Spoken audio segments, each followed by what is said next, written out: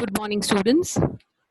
Today we will be starting off with another important writing skill, and that is drafting a speech. Now, drafting a speech is a question for 5 marks, children, and it comes in question number 6 in your semester paper, that is your 80-mark paper. Today we are going to discuss what are the important points that you will be considering when you draft a speech. Okay, and I'll also be telling you how marks are allocated, how these 5 marks are allocated for different points that you will consider while you are drafting a speech. I'll share screen with you and let us take note of what are the points that you will consider while drafting a speech. I'll also give you some examples. We will be discussing about 1 or 2 examples. Children, one thing let me tell you that it is very important to use the knowledge that you have acquired as you go through the prose and the poetry section in the book while you draft a speech. If the topic which is given to you is related to any of the lessons, try to use maximum the points which you have already learned as a part of that lesson. That will fetch you more marks.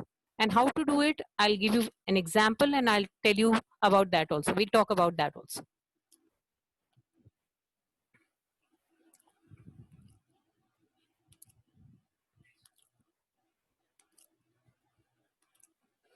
Okay, children.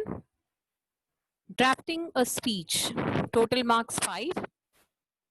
What exactly is a speech? A speech is an expression of thought through vocal communication. The objective of the speech is to convey the speaker's opinion, views, and thoughts to an audience and to convince the audience to support the same. A speech is an expression of thought through vocal communication, and here the speaker tries to express his opinion, views, and why to express the views and opinions? The purpose of the speech is to make the audience, convince the audience to support the speaker's views or opinions. Speeches are of various types, children. Speech to be delivered in the school assembly, speech to be delivered on a farewell day, or any special event. It may be the birth anniversary or death anniversary, or it can be any special occasion like the Teacher's Day, Children's Day celebration, or it can be the speech given at a party, or it can be a speech where you are involved in a competition and you're speaking before an audience. Now, whatever be the type of speech, how are the marks allocated here? Appropriate beginning and conclusion, that is 1 mark. Body of the speech using the points given or appropriate language. What is the main aspect what is the main point that you're going to discuss in the speech? If you use appropriate language, grammar, vocabulary, everything considered together, that is for 2 marks. Proper flow and sequence, proper sequence and flow of thoughts. There must be a logical sequence. You have to think about which point should come first, followed by which other point. So proper sequence is very important. That is 1 mark again. An appropriate language structure will carry 1 mark. Total marks will be 5. Now let us go ahead and we will consider what are the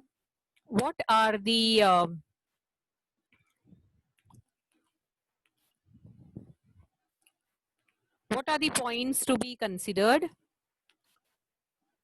First one, whenever you draft a speech, you're going to write, right? But then you must always visualize or think that you are standing in the school hall in front of an audience and then you're delivering the speech. When you visualize or when you imagine that there is an audience in front of you, what happens is that helps you to draft the speech well. So know your audience. That's the first thing. You should know whom you are addressing. Is it only your friends, or are they parents, judges, principal, teacher? Who all are there as a part of the audience? So know your audience well. And then address the audience. That is the first thing. Salutation, greetings, or addressing the audience. How do you start a speech? You don't directly start with the topic. You address the audience. You are speaking to the audience. You're trying to convince them about your viewpoints. So therefore, you start with respected principal. Again, take note of the word principal here. Spelling is very important, children. Here the headmaster, the principal. This is the meaning here. Principle will have another meaning. That is a value system. But here, principal or headmaster, teachers, see the punctuation marks which are there. Respected principal, teachers, and my dear friends. If it is a competition, then add the word judges.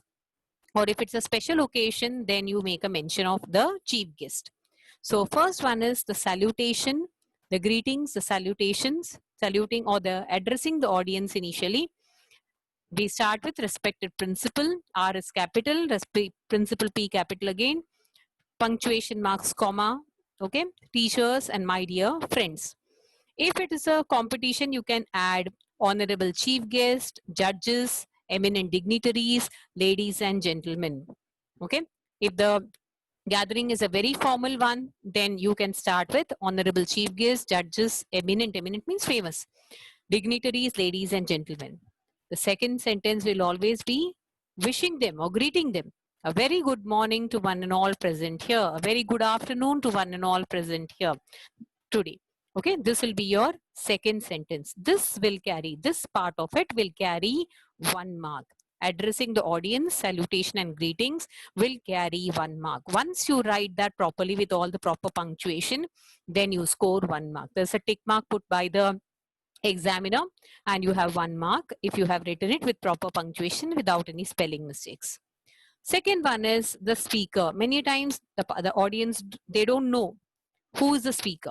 So you have to introduce yourself. So self-introduction and announcement of the topic. Example, I, Miss Deepika Shetwe, standing before you, would like to express or share my views on the topic. What is the topic?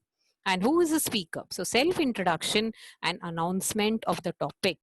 Or what you can do is, another way of writing is, today I, Dhiram Gaikwad, is going to speak to you on the topic. So the speaker's name has come about, speaker has introduced himself, and he's also introducing announcing the topic on which he is going to speak about. So first one is, children, salutation and greetings. Good morning, respected principal, teachers, my dear friends, or honorable chief guest, judges, eminent dignitaries, ladies and gentlemen. A very good morning to one and all present here. This will fetch you 1 mark, children. The next point that you have to consider is self-introduction. Who's the speaker? I, Miss Deepika Shetwe. I, Master XYZ, standing before you, would like to express my views on. These are a few points that you must learn, and it will be common for all the speech. Only the topic will differ, children. So, would like to express or share my views on the topic dash. Supposing the topic is on what I would like to do for my motherland, or health is wealth. Okay, any topic can be there, or what can we say no to plastics? It can be on any topic. So the topic which is given in the question paper, that topic will come here. Okay, and your name you can add here, Miss Master, and write it down, and then the topic, name of the topic. Body of the speech. So first one is salutation, second one is self-introduction and announcement of topic, and the third point will be body of the speech. Once you read the question, you must be very clear about the purpose of your speech. Once you know what is the topic, you can frame your points. You can jot down the points, and what you can do is, in a logical sequence, write down what are the various aspects that you would like to cover. That's why using a pencil and putting down all the points one after the other. First you jot down what all points you would like to cover. And then, so 15 minutes you have for per writing skill. So the initial 5 to 7 minutes is only preparing a rough draft of what you would like to write down. And then you have to finalize it. So you can start your speech. You can start your speech with a quotation, with an anecdote, that is a small incident, a short incident, or a short story related to that particular point, or start directly with the point. So these options are available to you. For example, if it is something related to success, how to be successful in life, you're going to speak on that. There are a lot of quotations available on success. You can quote and then you can start off. Or you can make a mention of a small incident, but you should not describe it too much in detail because this is not story writing. Just 4 or 5 sentences, within 4 or 5 sentences, you can just make a mention about an incident which is related to that particular point that you need to speak on. A short story. For example, if you are going to talk about united we stand, divided we fall, you can address the audience and you can say, all of you would have heard of the story of the old farmer and his sons. His sons were very lazy, and the old man, to teach the sons to bring home the idea that unity is strength, gave them a bundle of sticks and asked them to break it. When a single stick was given, each one could do it very easily. But when a bundle of sticks was given to them, they couldn't break it. In this way, the old man made his sons understand the importance of how to be united. So we all have heard this story. So if it is something slow and steady wins the race, you can make a mention of the hare and the tortoise. Or if it is related to health and health is wealth, you can quote an incident where an individual has got everything in life, but then he does not enjoy good health, and how he later on suffered because of poor health conditions. So, how do you start this point? The body of the speech. Let me begin with a short story. If you're going to tell a short story, if you're going to write a short story, you can start this way. Let me begin with a short story. Let me begin today by sharing my own experience. When you say my own experience, it will be very careful, children, because many times when we tend to write our own experience, we tend to make it a very long, that is, we keep on writing and we have no idea, and we fill up pages after pages. So that should not happen. You have to, whatever your intention is, to introduce that particular topic. And so a short event, incident, a short story can be used in order to start related to that point, or you can directly start with the point. A renowned personality has said that these expressions can be used, children, in order to begin the speech. Let me begin with a short story. Let me begin today by sharing my own experience. Here you have to be very careful. You can't go out of the topic. You have to be your experience must be very much related to what you are going to speak about. A renowned personality has said that if you know the name of the personality, you can very well mention the name of the personality. If you don't know, you're not aware, or you're confused about the same, you can just write a renowned personality has said that. Throughout the speech, try to use present tense. Try to use present tense throughout the speech. Certain ideas we need to express it in future tense. For that, you can use future tense, but when you begin, you must use the present tense. Now, what about the vocabulary? How should the vocabulary and the language be? The sentences used should be very short, because remember one thing, we are addressing an audience and the attention span is limited. And so if our sentences are very short, the message is conveyed very clearly. Use catchy phrases, use simple language, give a personal touch. Don't keep on quoting what others have said. Try to give a personal touch to whatever you are speaking about. Follow a sequence, logical sequence, and add rhetorical questions. Now, what do you mean by these rhetorical questions?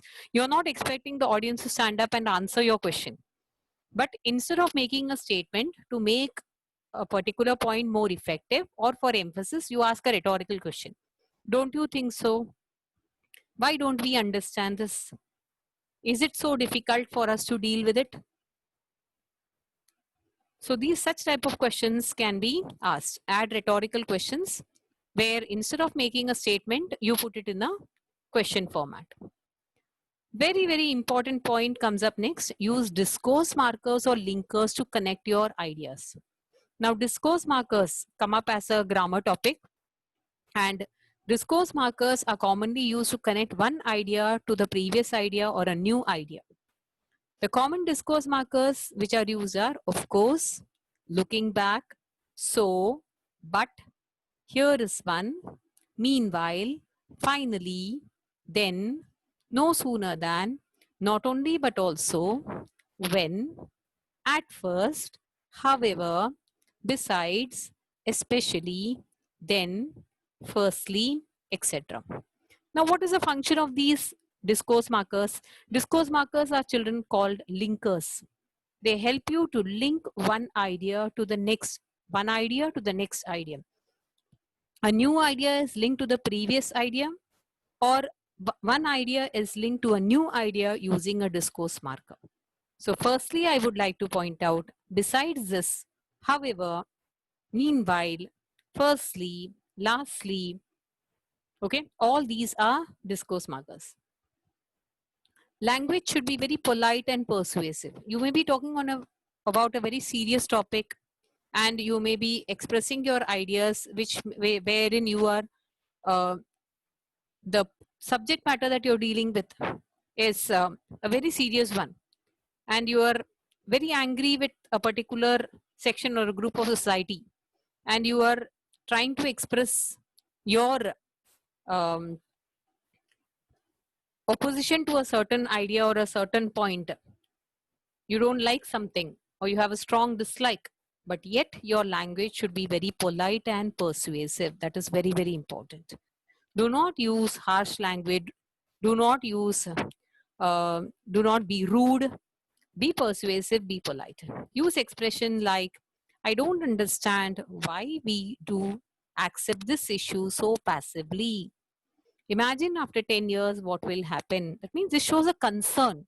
The speaker is concerned about a particular problem and would like to persuade the audience to understand his point of view. That is why would like the audience to think about it.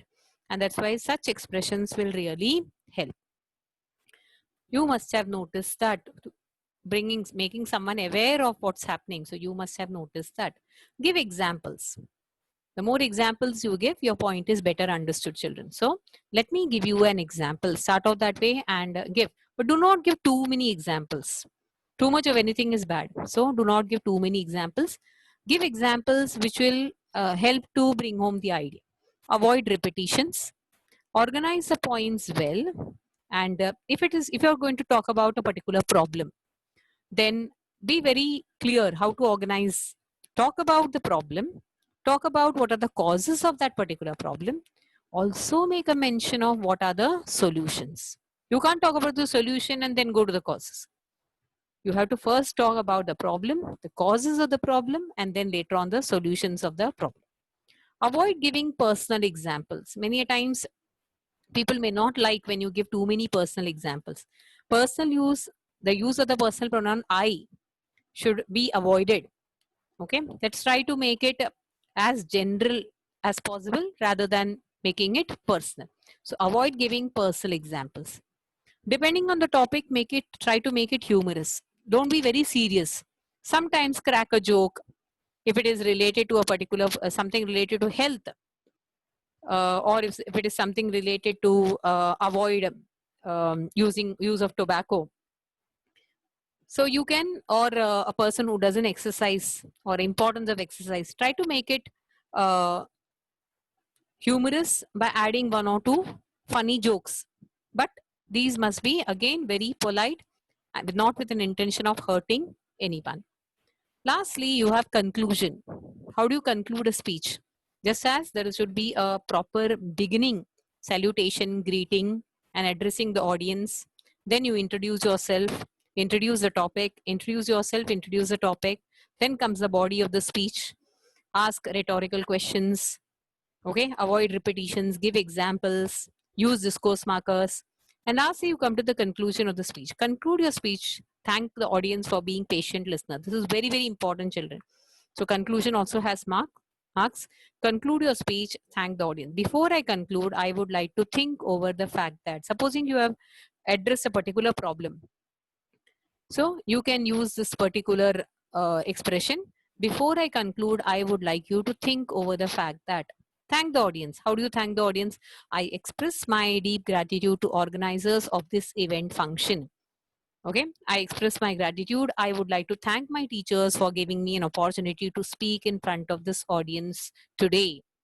Thank you for a patient listening and your interest in my talk. This is the way you conclude. Conclude your speech. Supposing it is related to any particular problem wherein you can play a vital role. You can even ask the audience to join you in a pledge, taking a pledge, taking a vow. Okay. Then lastly, thanking the audience. Now, one important hint that I would like to share with you is that use the content that you have learned from your prose and poetry portion to draft the speech. Generally, you will find that in the question paper, whatever topic is given for speech is related to either one of the prose or the poetry lessons. So what you can do is, you have learned a particular poetry, a famous poem written by a particular poet, poetess or poet. You can quote lines from that particular poetry, which will make your speech more effective. For example, life poem in 9th standard, or you have the first poem in 10th standard portion, that is Where the Mind is Without Fear. There also you can quote Rabindranath Tagore's from Tagore's poem, or it can be you're talking about life in general, and you're talking about something to do with how to lead life. So you can use uh, the lines from Shakespeare's poem. You're talking about leisure, you can take lines from another poem. So quotations, lines from poetry can be used in order to make your speech more effective. Restrict yourself to 150 words, not more than that. Don't write a very long speech, because then the examiner writes a comment too long. That should not no, that should not happen. Let's very quickly sum up, children, about the various points that we need to take care of. First one is salutation or greetings. Okay, addressing the audience, salutation or greetings. Then greeting, after the salutation, you have greeting the audience with a good morning, a very good morning to one and all present here today. Self-introduction, the speaker has to introduce himself or herself and make an announcement about the topic that he is going to speak on. The next one is the body of the speech. Be very clear about the purpose of the speech, come directly to the point. You can begin the speech with a short story, with a quotation, by sharing your own experience or a short anecdote. Then, how should the language be?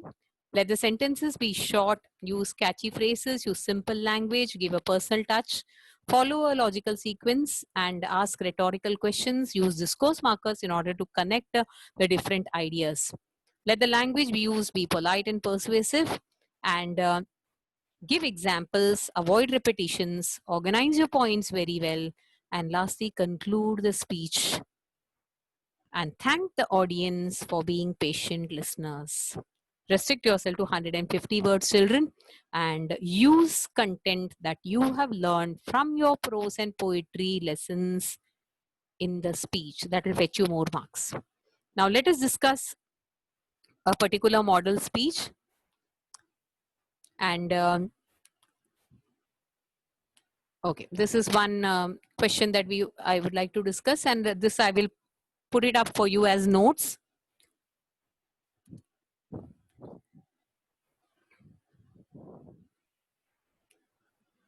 Two models we'll discuss. Write a speech or draft a speech on the occasion of Independence Day for your school. The first point is salutation, children, respected guests, principal, teachers, and dear friends. With great pride, I speak to you. Here, the speaker can make a mention of I, Deepika Shetwe, or I, Dhiram Singh, would like to speak to you on the occasion of Independence Day. I want all of you to close your eyes and try to imagine the scene when the Indian tricolor was hoisted while the British flag was lowered on 15th August 1947. Splendid, I must say. So here what you're doing, you are using exclamations in order to emphasize a particular point. But really, do we live and respect our independence? Here's a rhetorical question. Do we really live and respect our independence? Do we at least introspect and audit the strength and weaknesses of ourselves and our country? Again, a rhetorical question. Instead of saying we are not doing it, it is put up in a question form. Do we even pledge to march ahead and make our India into a superpower? So all these three rhetorical questions, one after the other, are asked in order to make the audience think. Okay. So for more emphasis, rhetorical questions are asked. We are all silent. Yes, as a young boy of 15 years, I would like to promise myself that as I continue my journey, I'll respect my country and value my independence. I breathe fresh air in independent India. I want to make I want to thank all my forefathers and freedom fighters who struggled to give me this beautiful day. Instead of making a mention of the names of all the freedom fighters and everything, just a mention forefathers and freedom fighters who struggled to give me this beautiful day. It's a matter of pride. It's not a holiday. It's a day to renew our vows, introspect, reflect, and at least vow to move ahead. Yes, I vow to you, my India, my country. Look at the punctuation marks, that I will always maintain your glory. Asserting oneself, before practice before you preach. And so therefore here the speaker is very proud to be a citizen of India. And in this way, when he speaks, uh, he will inspire the audience also to feel, to have that sense of patriotism. Let us all salute. See, here you have something like a pledge, okay, something that you have to do. Let us all salute the tricolor and promise never to disrespect the flag of our country. Yes, friends, on our shoulders, building up awareness, on our shoulders lies the future of this beautiful nation. Let's always sing the national anthem and voice the pledge with respect and honor for our motherland. I love my India. Thank you. So here, concluding the thanking the um audience has not come up. Instead, making the audience aware, or rather, taking the audience together in order to um praise the national, um praise the national anthem, praise the tricolor, and bringing everyone together and infusing a sense of patriotism, that is very, very important. And that has been brought home very well here. And I love my India. You can also add on Jai Hind, Jai Bharat. Okay. And then you can conclude with the speech. Thank you. See how it is written. Salutation. The sentences are very short, and again, rhetorical questions have been very nicely used. Okay, there is a conclusion, there is a logical sequence followed, what you can do for your country, and then finally the conclusion. Okay, there are two more model speech given. One more I would like to share, and that is how we can use the content matter that we have learned. 9th standard children, here you can use the for life, how to lead. There is I'll give you one particular. I will be sending it to you in the note, in the as notes, um, and that is related to your first poem. How you can take your first poem and how you can draft a speech. Okay. Here is another one where you are invited to inaugurate a health club in your locality and write the speech that you would like to deliver. Respected guests, my dear brothers and sisters, salutation is over. I am happy to be here with you and speak to you about health. Good health is a blessing. Look at the sentences, children. Sentences are very short. As we all know, health is wealth. Using a quotation, we need to take care of ourselves and more so of our health. Then logical sequence is also followed here. First, you talk about, introduce the topic, introduce yourself, introduce the topic. Then directly you come to the various points that you would like to discuss on. Good health depends on our diet, our daily routine, and our mental attitude. Eat well, work hard, and be positive. This is the mantra of good health. But what does eat well mean? Again, a question has been asked here. So, rhetorical questions play, children, a very vital role. What does eat well mean? Eat healthy and natural foods like fruits, cereals, and vegetables. Do not skip meals. You must eat a balanced diet and avoid oily snacks or extra sweet lollies. All these points you have to jot down before you actually draft a speech. All this will be your rough work, that I'm going to make a mention of good food to be eaten, not to have a balanced diet, not to eat oily food, smoking is to be avoided, exercise is important. All this you have to write it in the side and keep. And then when you draft a speech, you can include all these points one after the other.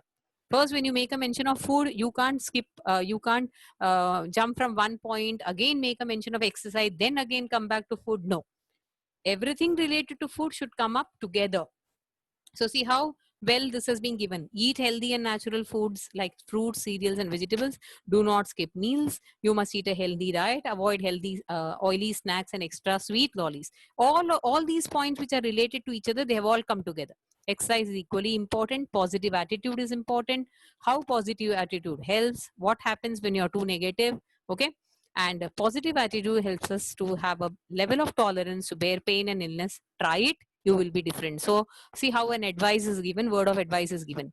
Good health is a treasure. So friends, see how it has been used. So discourse marker has been used. So friends, enjoy good health. Thank you very much for listening to me so attentively. I wish all of you a healthy life to achieve, okay, to achieve success or achieve your goals. Thanking. The sentences are short, proper beginning, logical sequence is being followed, sentences are very short, okay? Point by point, lot of points are covered, yet the speech is not very long, okay? Rhetorical questions are asked, and lastly, conclusion, good health is a treasure. So friends, enjoy good health and thanking the audience for listening attentively. This is how a good speech should be drafted. So children, I hope all of you have understood. For 10th standard students, there is one more example that I would like to just point out, and 9th standard children also can actually use it. The first poem of the 10th standard syllabus is the poem "Where the Mind is Without Fear," which is in the form of a prayer. Now, see, have a look at this. If supposing you are to write a particular speech on India of my dreams, or how you want your country to be, the paraphrase or the summary is given, and you just have to substitute everywhere the poet with the personal pronoun I. Okay, first you introduce yourself, talk about the topic. You can start with Vande Mataram song and says that the Vande Mataram, our national song, describes our country as one which is full of prosperity, purity, okay, and having plenty. And then you can also say that once upon a time our country was called as Sone ki Chidiya. Code mixing can be used, okay. And then afterwards you can use the summary of the poem in order to actually write down the rest part of it. So here the poet wants his countrymen. Substitute the poet with I, and everywhere his with me, mine, me or my. I want my countrymen to live fearlessly and get back their self-esteem by standing up for themselves. I want India to be a country where knowledge is free-flowing and not just the sole prerogative of a few fortunate ones. I envision a united India that is not divided on the basis of caste, creed, religion, etc. I wish to see my beloved countrymen to be free from all prejudices and superstitious beliefs. I want my countrymen to be sincere and truthful. I visualize India as an epitome of perfection, which is a fruit of continuous assiduous efforts and diligence of my fellow brethren. Okay, so you can actually use the summary of the entire poem to draft a very good speech on what how you would like your country to be, India of my dreams.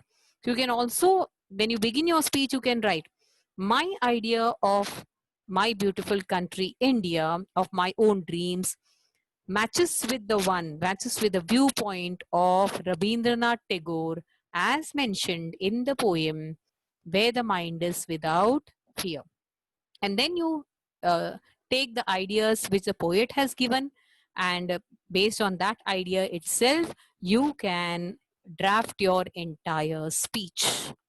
Okay, that's why I pray to the Almighty, I appeal to God to help my country to wake up to such an ideal abode of freedom. So once you learn this poem appreciation well, children, it can be of great use to you, and you can use it for your speech. Similarly, many times we what we do is we prepare for an expansion of idea, but the same a similar topic has come up for drafting a speech. The only the points what we discuss, like the salutation, greeting, using simple sentences, rhetorical question, discourse markers. You follow all that, you can actually convert that expansion of idea. You can use the same points for drafting a speech. So I hope children, the points which we have discussed, they are clear today. And expansion of idea, this is one simple question actually. And once you prepare for a few topics, if you prepare and keep related to your prose lessons and poetry lessons, you will very comfortably, you will be able to manage drafting a speech. And 4 marks you can get out of 5, maximum 4 marks out of 5 if all points are considered. I hope you have understood this topic well. I will be sharing on the WhatsApp group the 3 model speech that I have shown you just now in the video as a part of that video. And I'll also be giving you the topics on which you need to draft a speech based on your Unit 1 and Unit 2. What are the different topics that you need to prepare? And I hope you will consider all these points, draft the speech, and you can submit it when the school reopens. If you have any doubts related to this particular topic, kindly get back to me. You can on the personal chat, you can put up your query or you can express your doubt, and I will help you I'll clarify the same. Okay. Thank you, children. Have a good day.